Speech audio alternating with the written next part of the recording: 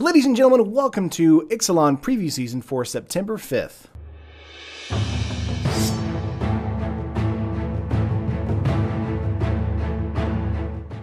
Alright guys, we're going to jump right into this. Alright guys, we're going to jump right into this real quick, so let's go and start off with Headwater Sentries. It's 3 colorless, 1 blue mana for a 2/5 Merfolk Warrior.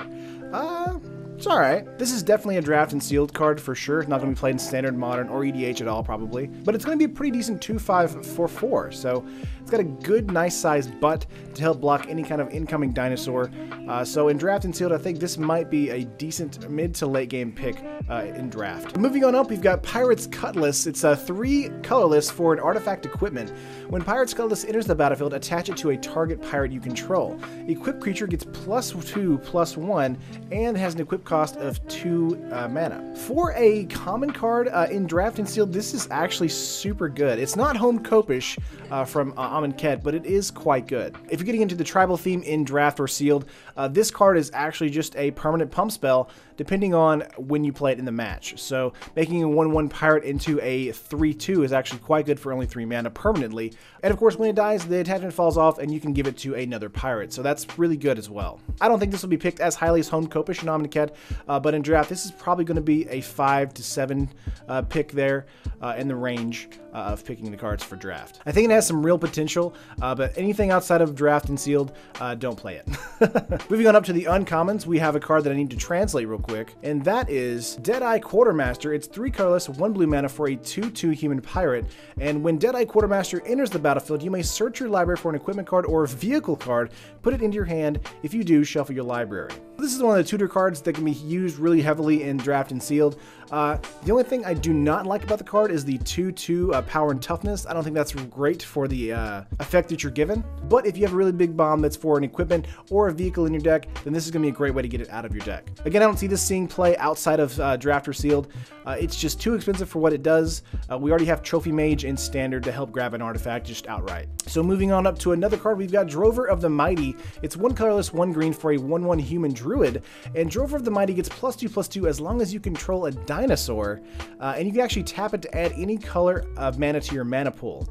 This card is really, really good for draft sealed and probably will see standard play. The off chance of making this guy a beefy 3/3 just for 2, as well as tapping for mana, is a great upside in draft sealed and standard. I don't think you'll see any kind of play outside of that. Maybe see some EDH play with the tribal theme.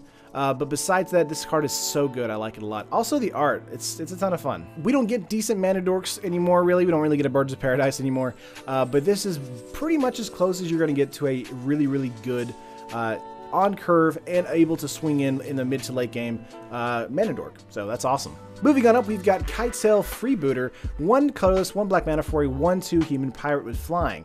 When Kitesail Freebooter enters the battlefield, target opponent reveals his or her hand. You choose a non-creature, non-land card from it. Exile that card until Kitesail Freebooter leaves the battlefield. Brain Maggot, this is not sadly, but this is still really, really good against a control matchup in standard. I'm not sure if you'd be running this as a main board card, probably just a sideboard tech, but it's really good in a pirate tribal theme where you're trying to get kind of those control removal cards out of your opponent's hand, and so you can get in for that kill.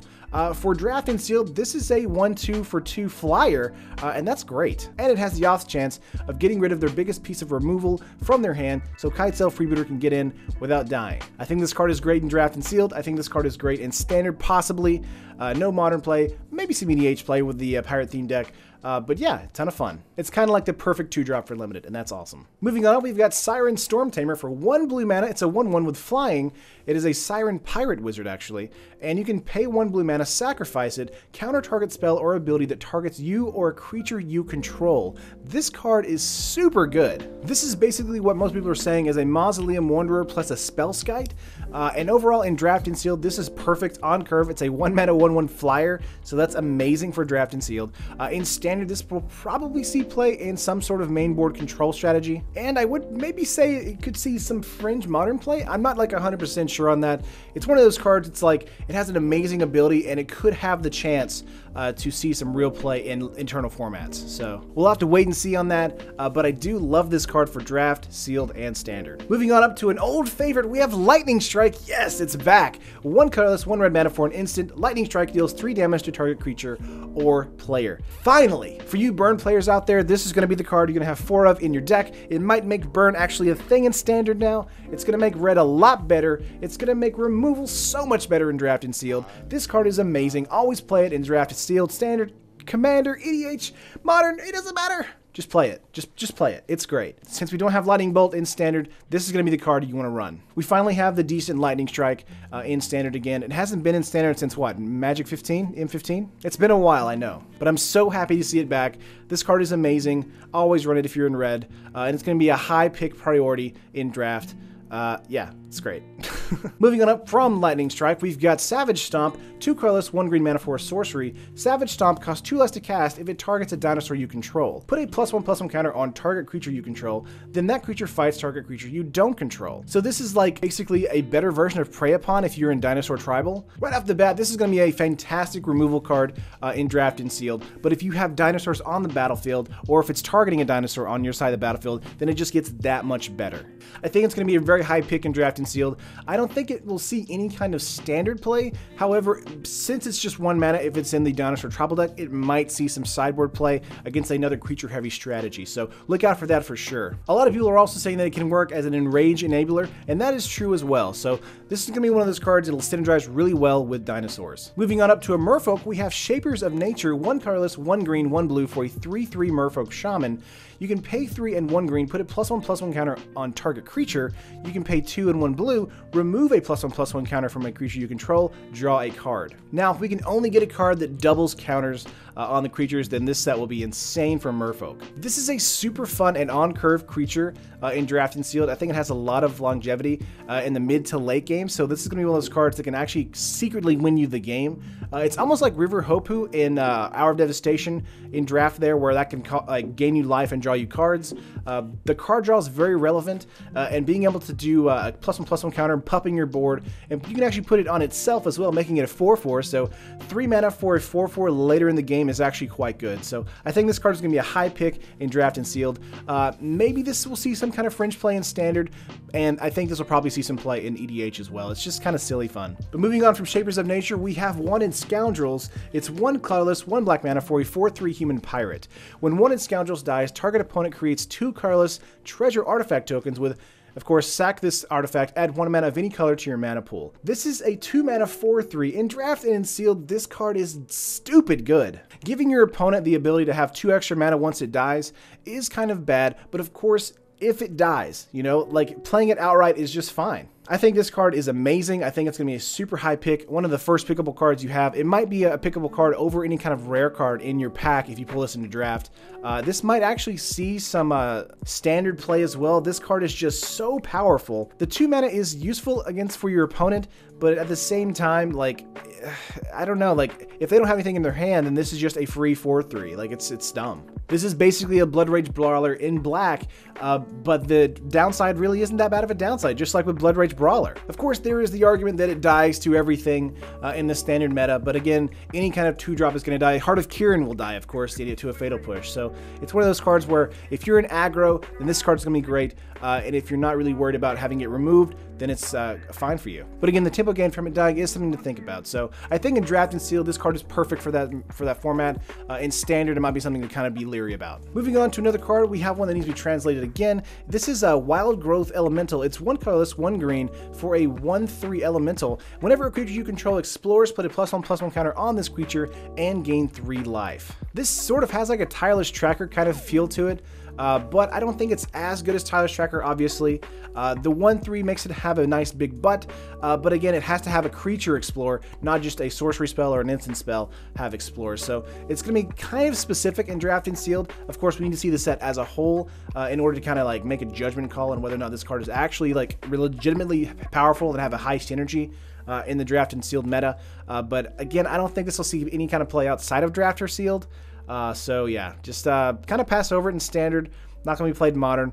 I wouldn't play this in EDH either. Again, the potential is there for it to be a lot of fun in Draft and Sealed if we have that Explorer synergy, but if we don't, then it's just kind of like a dumb 1/3, which at times can just be fine. Moving on up, we've got Wily Goblin. It's 2 red mana for a 1/1 Goblin Pirate. When Wily Goblin enters the battlefield, create a colorless treasure artifact token with, again, sacrifice, add 1 mana of any color to your mana pool. The mana requirements on this guy is a little expensive for what you're actually getting. However, I do love that it's a Goblin Pirate. That's awesome and kind of fun. And I do love the art on this card too. It's a lot of fun too. 2 mana is a lot for just a 1/1 that gives you a treasure. So it can kind of ramp you in red, and that's interesting. But besides that, I wouldn't really play this card. It's one of those cards where you need to kind of feel it out before you actually give it a whirl in Standard, Draft, or Sealed. I'm not really hot on this card, but you may be, so let me know in the comments below what you think of it. Moving on up to the rares, we have Conquerors Galleon. It's 4 colorless for a 2/10 vehicle. When Conquerors Galleon attacks, exile it at the end of combat, then return it to the battlefield transformed under your owner's control.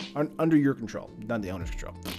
And it has crew 4, so it's got a pretty high crew ability just for a 2/10. So it's got a big butt though, and that's awesome. So let's flip it real quick. It's got Conquerors Foothold. My god, this is like a planeswalker. It's got so many abilities. You can tap it to add 1 colorless mana to your mana pool. You can pay 2 colors and tap it, draw a card, then discard a card, which is looting. You can pay 4 to draw a card outright, and you can pay 6 to return target card from your graveyard to your hand.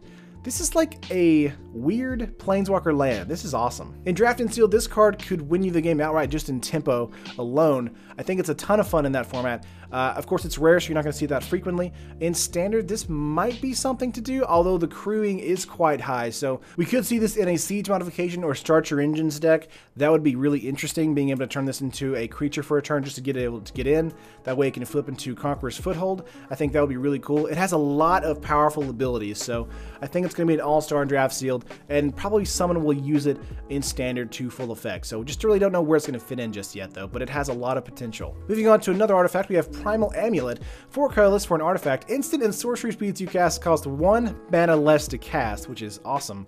Whenever you cast an instant or sorcery spell, put a charge counter on Primal Amulet. Then if there are 4 or more charge counters on it, you may remove those counters and transform it. And when you transform it, it turns into Primal Wellspring. Again, it's a land. And you can add 1 mana of any color to your mana pool. When that mana is spent to cast an instant or sorcery spell, copy that spell, and you may choose new targets for the copy. I think a lot of people know where this is kind of going, which would be probably a Storm deck in EDH. In Draft and Sealed, this card is silly. I don't really seeing a lot of play in that format as well, since it's rare. And in Standard, again, I don't really see this seeing play anywhere. It's just so interesting though, and it can be super overpowered in a set if it can actually get the charge counters up to 4. So if you can play it out at the mana it's at, be able to flip it, and then have the awesome tap like copy ability, I think that's super cool.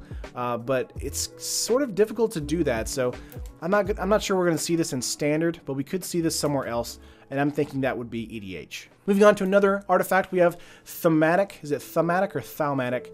Compass. It's 2 colors for an artifact. Pay 3 mana and tap it. Search your library for a basic land card, reveal it, then put it into your hand, then shuffle your library.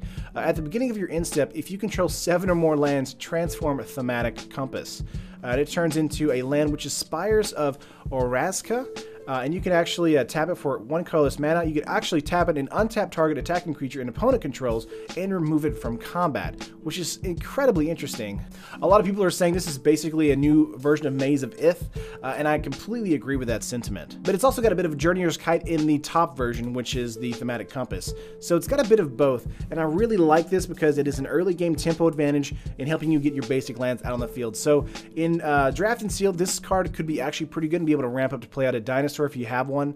And in Standard, this could also be pretty good. It just really depends on where the meta goes. But once it flips, because it has to flip after you hit 7 lands, it can be a thing where it can basically ruin combat for your opponent, which is awesome. But moving on to another creature, we have Sanctum Seeker, 2 colorless and 2 black mana for a 3/4 Vampire Knight. Whenever a vampire you control attacks, each opponent loses 1 life and you gain 1 life. This card is so much fun! Back in the Khans of Tarkir block, we had Brutal Horde Chief, and this card is very similar to that card, though not exactly the same. But I did think at the time that Brutal Horde Chief was highly underrated, and I think this card will probably be underrated as well in the Draft, Sealed, and Standard formats. Again, being able to attack out with all of your vampires in Tribal and have it kind of do a life loss, life gain ability is super fun. And with vampires in general, they're going to have a lot of lifelink, a lot of blood-sucking abilities. So this is going to be super under-the-radar dangerous in Standard when someone builds it. So low-key, I'm probably gonna build a deck with this, so. And Draft and Sealed, though, this is an all-star. A 3/4 for 4 is okay, but having the ability to have the life gain, life loss when you attack out with your vampires, if you get into a tribal format in Draft or Sealed, is just a ton of fun as well. Moving up to some mythics, we have Overflowing Insight. It is 4 colorless and 3 blue mana for a sorcery, 7 mana, guys. Target player draws 7 cards. Ugh. Just I don't want to look at it. It's so bad. Like, this is a mythic? This is what you qualify as a mythic? What? I mean, for like EDH, this card is a super fun card. Like, I think this card is amazing. But why is it a mythic? Could it not just be like an uncommon? It could probably just be a common, honestly, because getting to 7 mana is quite difficult, and you can really only do it reliably in Draft and in Sealed. So I could see this being an uncommon. I could probably maybe see this being a rare, but being a mythic, it's just a bulk mythic. Like, I think it's very bad. I think it's gonna be played in EDH till the end of time, and that's the only format you should play it in. And moving on up to the last card we have today, we have Wakening Sun's Avatar. 5 colorless and 3 white mana for a 7/7 dinosaur avatar. When Wakening Sun's Avatar enters the battlefield, if you cast it from your hand, destroy all non-dinosaur creatures. This card is a card I can totally get behind in a dinosaur tribal game. If you pull this in Draft and Sealed, congratulations, you just pulled a giant 8 mana bomb. If you can play it out, you'll probably win the match, because it's a board wipe and it's a 7/7, so that's like a 3-turn clock in Draft and Sealed, so wow. In Standard, if you're in the dinosaur tribal match, this might be something to ramp into. It's very interesting because it is a board wipe against anything, but if you're playing into a dinosaur tribal match, you might have something that is not a dinosaur on the field, so it's really kind of depends what you want to do. I do think it's very good. I think it has probably some legs to go into Standard, but getting to 8 mana again is just a ton of effort, so this might see some fringe Standard play. This might just be a sideboard card forever. We'll kind of see there. But I think in EDH, this card is where it's going to shine. Again, I haven't been fully convinced that the ramp into the dinosaur deck is valuable just yet. I think it'll probably get there once the set fully releases. But right now, I'm just kind of leery. So I like this card a lot. It has potential. But again, I just gotta wait and see. But that'll be it for the spoilers and previews today. Let me know what you guys thought of the cards below. I had a kind of mixed feelings in some of these cards. I love the Ixalan spoilers so far. Can't wait to see what else is in the set. I hope we get some more stuff that's a little bit more aggro or aggressive. A lot of these big, powerful creatures, I love them. But again, it's just kind of going to slow down the format. And I really am not a fan of a slow format. I love a faster format. So let me know in the comments below what you think. Like the video if you liked it. And of course, subscribe to MTGO Traders for more content like this in the future. I will see you guys tomorrow.